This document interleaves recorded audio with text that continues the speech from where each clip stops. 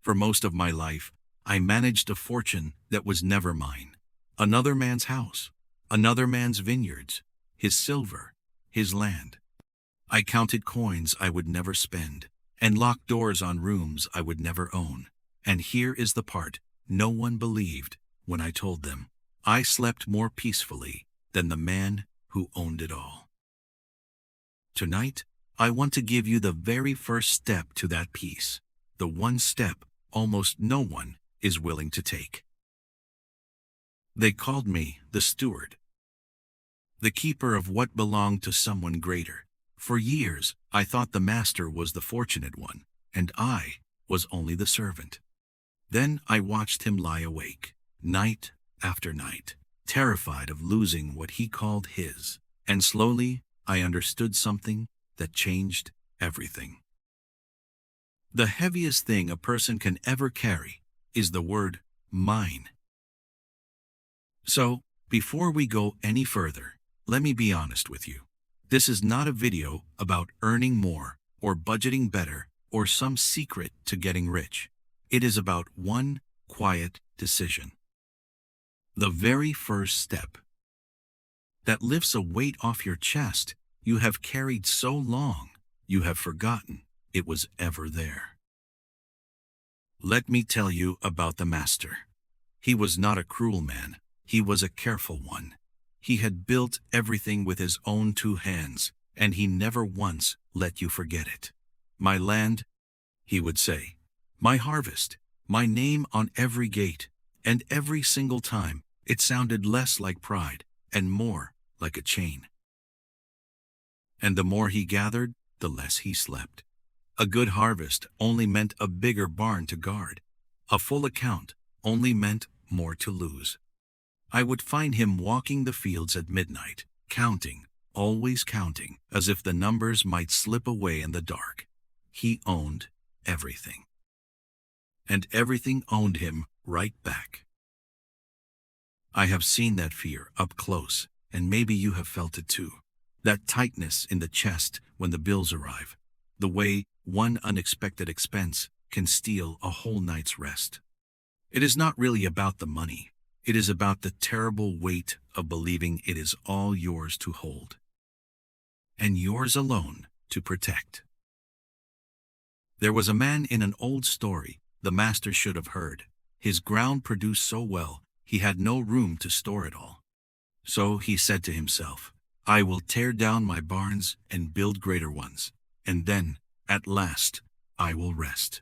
But that very night, his life was required of him. And a quiet, terrible question came. Whose shall these things be now? Whose shall they be? That question follows every owner to the grave, because here is the truth we spend our whole lives avoiding. You cannot truly own anything you cannot keep, and there has never once been a person who kept it. Not the master, not the man with the barns, not you, not me. So here is the first hard truth. If ownership is not peace, then where is it? The reason money never brings peace is that we are trying to own what was never ours to begin with. We sign our name to it. We build our whole identity on top of it. And then we lie awake at night defending a thing we were only ever allowed to hold for a little while. Now, let me tell you what I learned as the steward. The thing that finally let me sleep. My task was never to own the estate. My task was only to take care of it. Every morning, I opened the accounts knowing that none of it was mine, and somehow that was not a burden at all. It was the lightest freedom I have ever known. There is an old word for what I was. In the language of the scriptures, they called it the oikonomos, the household manager, the one who tends what belongs to another. It is the very word, our word, economy, comes from. And the whole art of it is simple.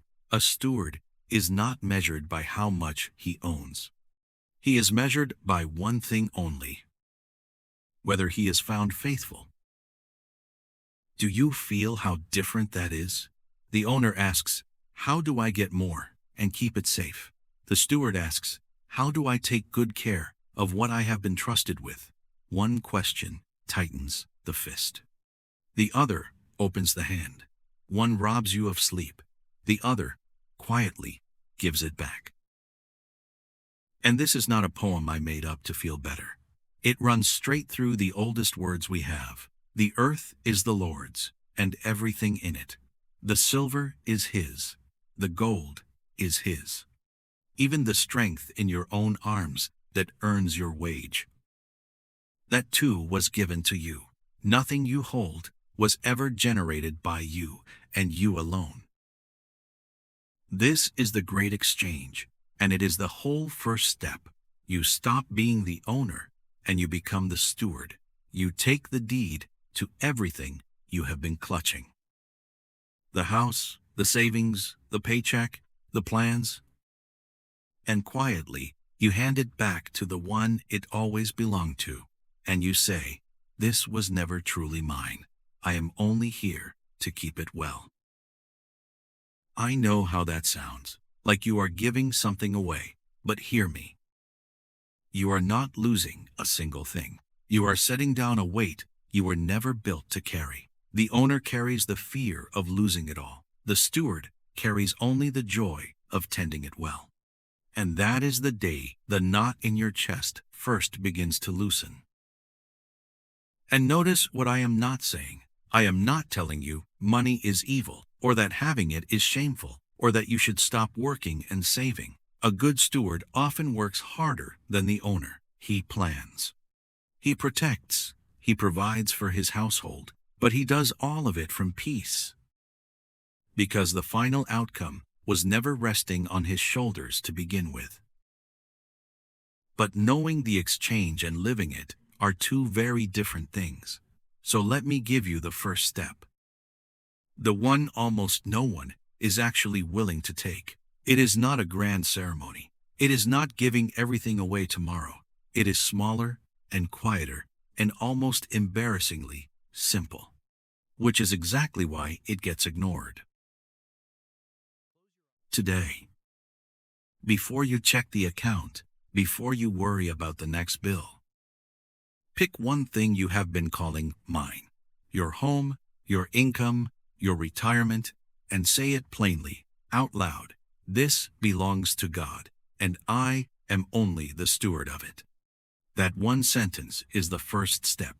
It will feel far too small to change anything at all. Give it a single day and watch. Because something shifts in a heart that stops saying mine and starts saying entrusted. The fear of losing it loosens. Because it was never yours to lose. The pressure to guard it eases because you are not the last line of defense anymore. And for the first time in years, you can hold what you have without it holding you. Remember the words that steadied me on the hardest nights. All things come from Him, and of His own we have given Him. Every coin you are so afraid of losing came from an open hand. And one day, it will pass through yours to someone else. You were never the owner. You were always, only, the steward. And the steward gets to sleep. I watched the Master to the very end. He never took the step. He died with his hands full and his heart afraid, still whispering the word, mine, over things he was about to leave behind. And I, who owned nothing, walked out into the morning lighter than I had ever been. That was the whole difference, not the size of the account. The name on the deed. So this is the wealth the Master never once tasted, though he had everything. A quiet certainty that you are held by hands far stronger than your own. That is what this first step gives you, not more money. Something the richest owner without it can never buy, a peace that does not depend on the number at all. So let me hand you plainly what a lifetime of keeping another man's fortune taught me. Peace with money does not begin with a budget, or a raise, or a windfall you are still waiting on. It begins the very moment you stop calling it yours. The first step is not getting more. The first step is giving the deed back. You do not need a full account to start. You only need an open hand. The next time that anxious voice insists you must guard it all, alone, answer it gently and honestly. This was never mine to carry that way. I am only the steward here, and the steward can finally rest. Take the step today. Not with everything at once, but with one thing. Name it. Hand it back. Then live the rest of the day as a keeper and not an owner.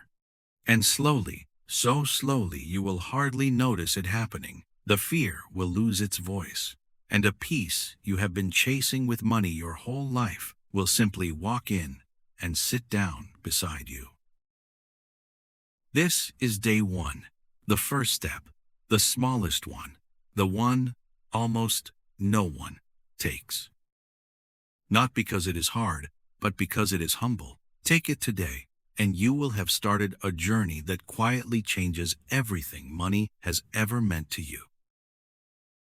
So here is my one small ask for today. Before you pray for anything more, pick one thing you have been calling mine and say it out loud. This belongs to God, and I am only the steward. Then come and tell me in the comments what you handed back. I read everyone. And subscribe, and walk this slow, steady road with us, where biblical wisdom meets your wallet.